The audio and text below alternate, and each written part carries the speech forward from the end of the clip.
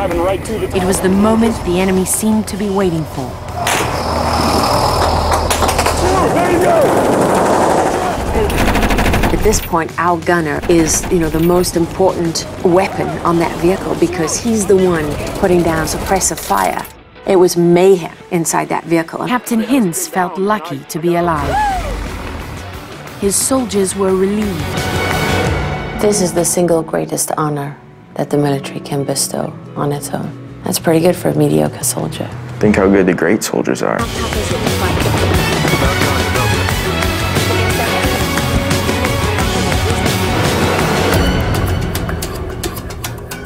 Welcome aboard.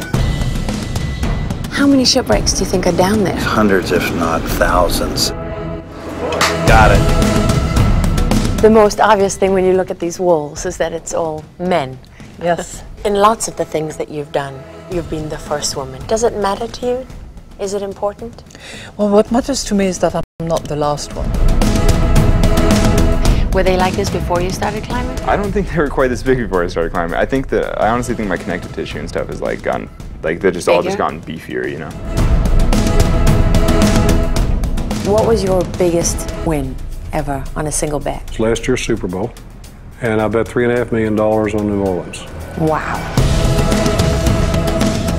Humans share more than 98% of the same DNA with chimpanzees. What we know of them is mostly because of one woman, Jane Goodall.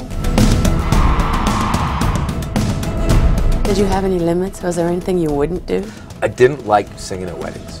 But you did it. I did it, yeah. I did. And actually, as it turns out... it's the one thing I did where everyone in the world goes like, oh, you're the wedding singer that made it. On the day of the September 11th attacks, Ali Soufan was thousands of miles away from Ground Zero.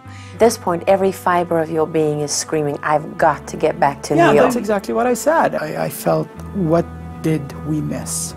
Is that why it's hard for you to go to Ground Zero? I don't know.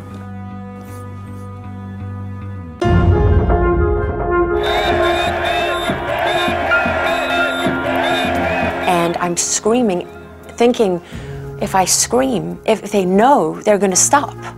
Someone's going to stop them, or they're going to stop themselves because this is wrong.